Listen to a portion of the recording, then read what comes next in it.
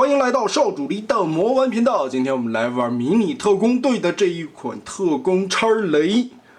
这个东西为什么想买呢？主要还是因为三变，在迷你特工队这样的儿童玩具里边做出来了三变战士，再加上它本身是一个忍者的设定。韩国的这个神勇工作室一直在设计这些和勇者的题材非常接近，或者说是精神续作的动画，比如说迷你特工队也好了，炫卡斗士也好，这些东西都做的特别的对味儿。而且喜欢看老勇者的朋友们都知道，动画片里边总会有一个像忍者一样的角色。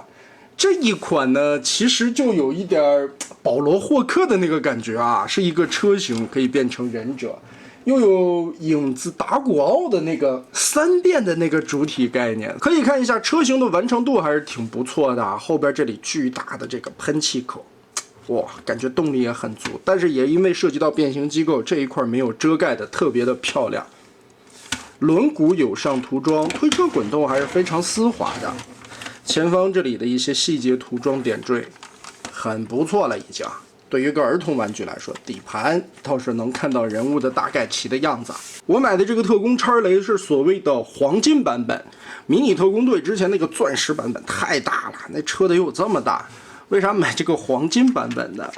你看黄金版的这个其实是和炫卡斗士的这些小车差不多大小的，但这又话说回来，迷你特工队的人气可能没有炫卡斗士那么高啊，所以价格差了非常的多。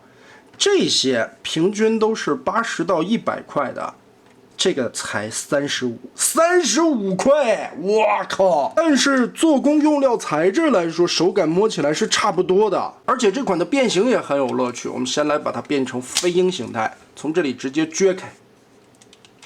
这两块车门翘起来，手臂这里折下去，该用的齿轮关节都是不会少的。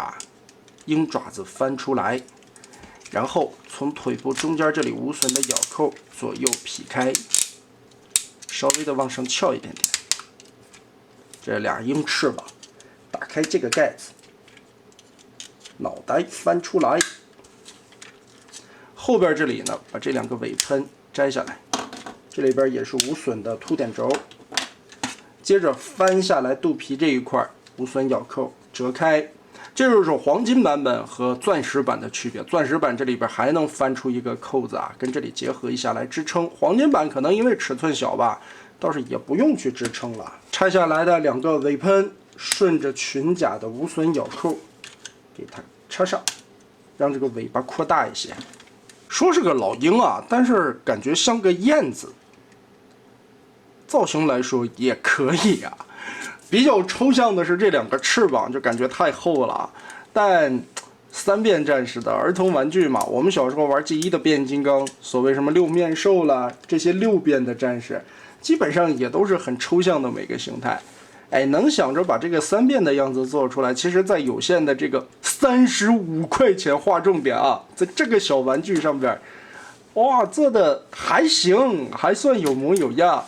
变人形的过程，我们把这个盖子打开，再把鸟头收回去。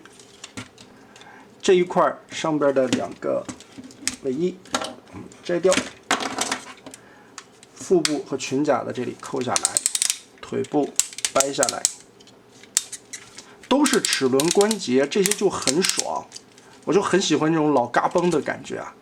后边这里双段关节折叠，有一个小扣子把后脚跟撸过去。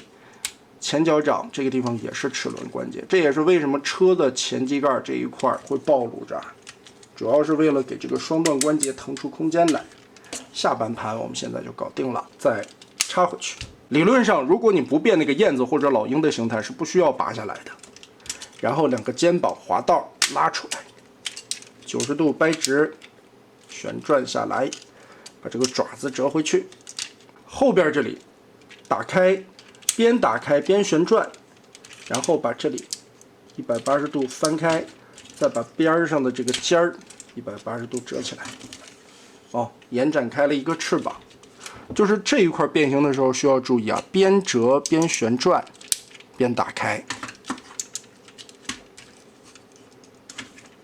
最后头顶的这个白色盖子翻下来，卡扣插住，再整理一下尾部的披风，把这里打开，好，这款特工叉雷的人形就变形完成了。样子来说还是挺帅的啊，后边的翅膀的造型也显得张力十足。